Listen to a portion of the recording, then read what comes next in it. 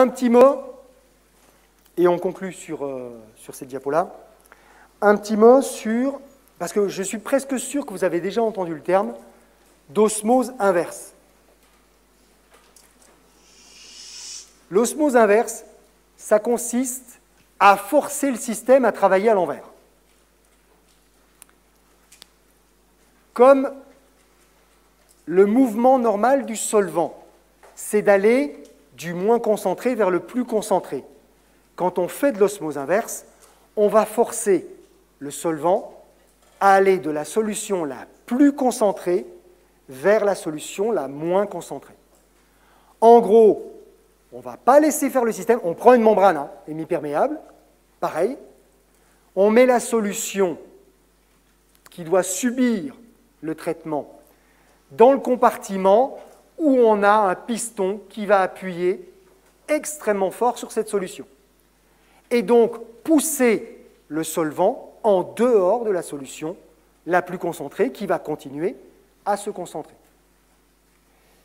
Si vous voyez à peu près dans votre tête le système que c'est tout simplement de la filtration. D'accord ?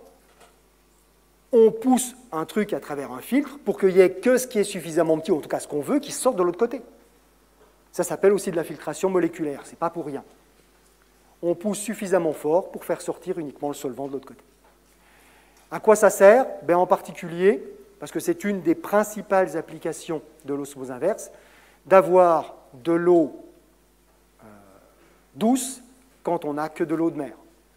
On prend de l'eau de mer, des grosses membranes, on appuie très fort d'un côté, il n'y a que l'eau douce qui sort de l'autre côté, que le solvant, et on garde des solutions d'eau de mer concentrée de l'autre côté, qu'on rebalance ensuite à la mer, évidemment. Voilà, c'est le principe tout simple et pas si simple que ça à mettre en application, de fabrication de l'eau douce à partir de l'eau de mer. On pousse, le liquide sort, ça marche.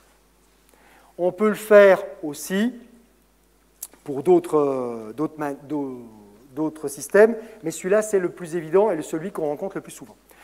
Alors, est-ce que c'est simple à faire? Et ça va nous permettre de mettre un peu une échelle sur ce qu'est une pression osmotique. Est-ce que c'est grand ou est-ce que c'est petit, l'échelle osmotique? Une pression osmotique.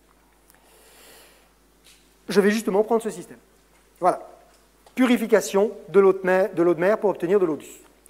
L'eau de mer, elle est grosso modo à l'équivalent de 35 grammes par litre de chlorure de sodium. Dans les faits, ce n'est pas strictement exact parce que dans l'eau de mer, il n'y a pas que du chlorure de sodium. Il y a évidemment des ions chlorure, des ions sodium, mais il y a aussi du magnésium, il y a aussi des sulfates, des sulfures, enfin bref, il y a plein de trucs à l'intérieur. Mais ça correspond à une concentration, à une osmolarité équivalente à une solution de chlorure de sodium à 35 grammes par litre. D'accord? Et comme vous savez que ce qui compte, c'est l'osmolarité globale, on peut très bien considérer que c'est une solution à 35 grammes par litre de chlorure de sodium. D'accord? OK. Et bien maintenant, on peut faire le calcul. Cette solution à 35 grammes par litre de chlorure de sodium, pour faire le calcul de la pression osmotique, j'ai besoin de quoi? De la température, on va se mettre à 25 degrés, ça simplifiera les choses. De l'osmolarité, justement. Et une osmolarité, ce n'est pas en grammes par litre, c'est en mol par litre. Donc mes 35 grammes par litre, il faut que je les transforme en mol par litre. Je ne fais pas le calcul là, vous vérifierez par vous-même, d'accord? Mais ça fait grosso modo 0,6 mol par litre. J'ai simplifié un tout petit peu le résultat, mais ça n'a pas beaucoup d'importance. 0,6 mol par litre. Maintenant, je dois calculer la pression osmotique de mon eau de mer. Ce sera donc l'osmolarité totale fois R fois T. Mais j'ai bien retenu ma leçon. Je les avais par litre. Donc je multiplie par 1000 pour avoir des mètres cubes. Et puis j'ai marqué 1,2. 1,2? Oui, c'est du chlorure de sodium. Des ions chlorure et des ions sodium. Le coefficient de Van 't Hoff, ici, il est égal à 2. D'accord?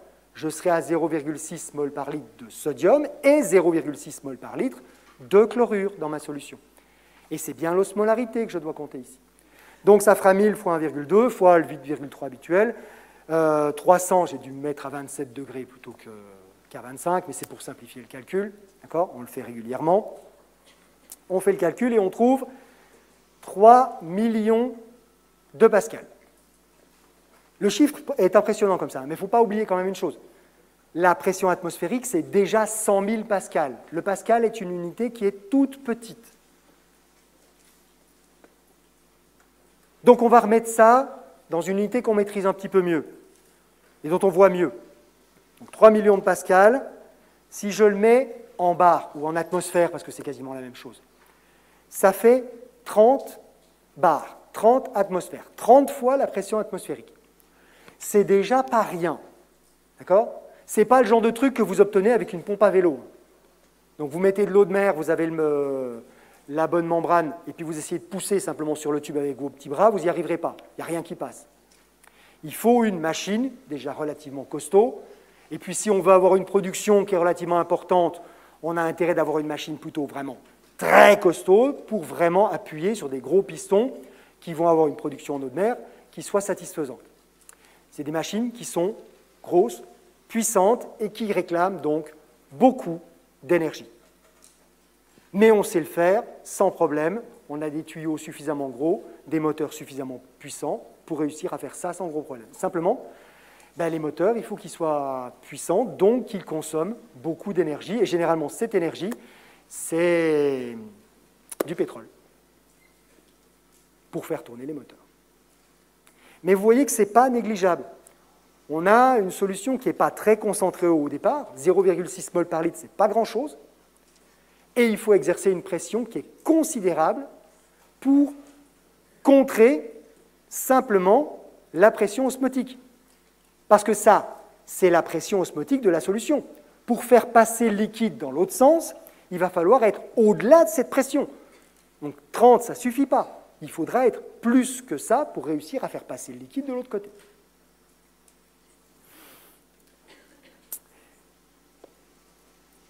Et on va s'arrêter là. Comme ça, je pourrais faire la suite en continu. On parlera de la dialyse par la suite. Je vous explique juste pourquoi je m'arrête là. Aujourd'hui, ceux qui ont dès l'après-midi, vous savez que j'ai 4 heures avec vous, encore cet après-midi. Ça va me faire 6 heures de cours dans la journée. Demain, j'en ai 8. Donc, je vais m'économiser un tout petit peu la gorge. On gagne 10 minutes. Vous, ça vous permet d'aller faire ce que vous avez envie de faire. Si vous avez des questions à poser, vous n'hésitez pas. Je vous rappelle également qu'il y a à votre disposition sur Moodle un forum des questions. N'hésitez pas à l'utiliser. Pour ce qui concerne le dé de cet après-midi,